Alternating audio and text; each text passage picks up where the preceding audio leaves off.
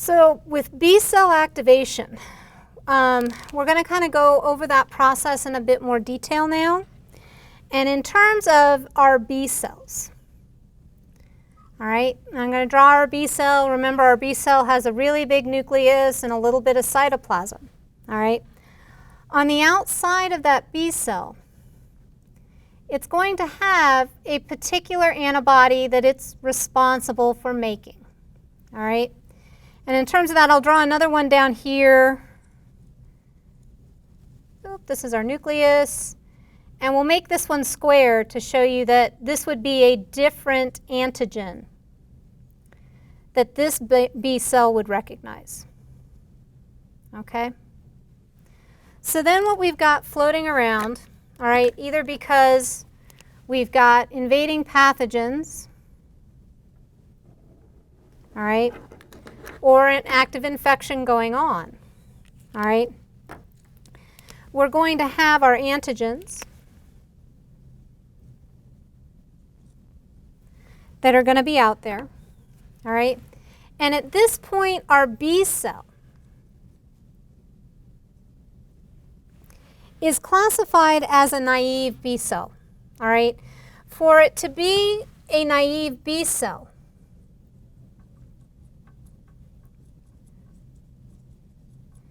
it hasn't encountered antigen yet, all right? But if our B cell now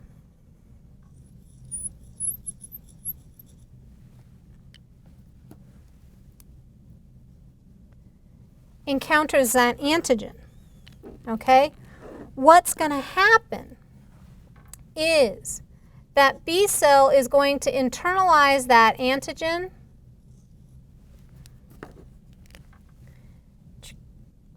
and it's going to break it up into little bitty pieces, all right?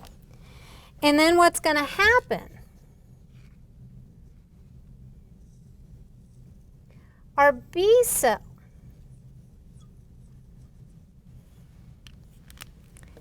is going to take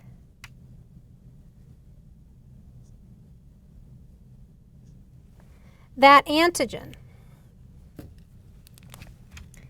and it's going to display it out on its surface, okay? And that molecule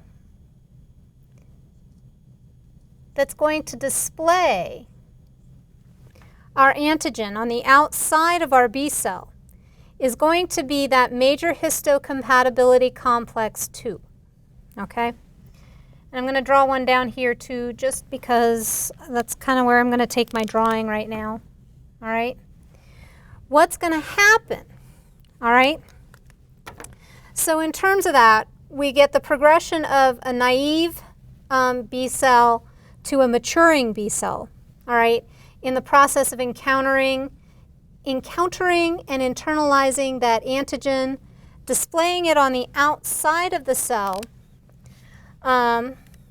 which is what makes a B cell an antigen-presenting cell, is that major histocompatibility complex 2 puts that antigen out on the outside of the plasma membrane, all right? Then what we're going to have come along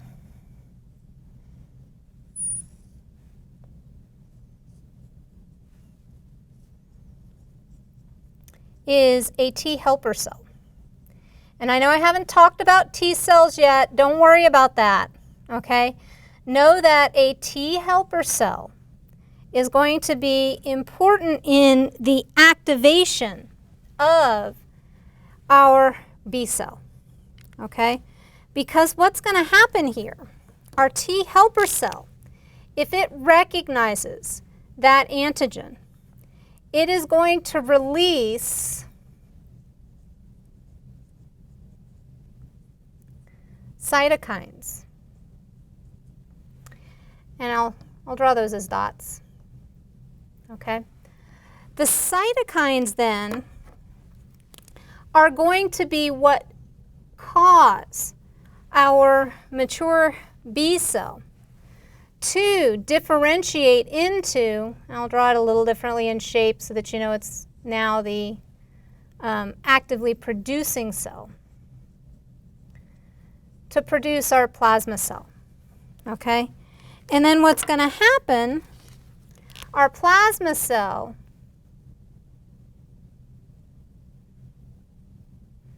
is going to start secreting all kinds of antibodies, all right? And if you notice, this process is specific for the antigen.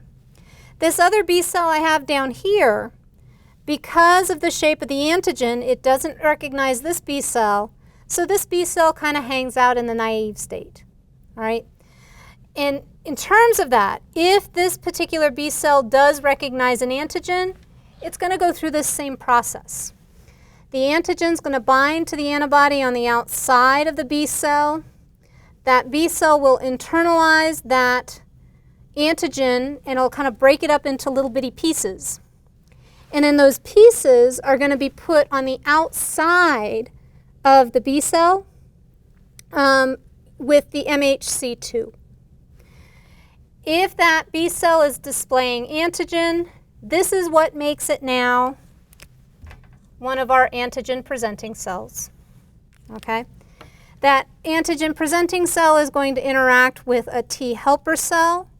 That T helper cell is going to release cytokines. Don't worry about the specific names of the cytokines. I'm not so concerned that you know those. But the cytokines are released. They're going to activate that B cell so it starts producing antibodies and it becomes a plasma cell. All right? Also, as part of that differentiation process,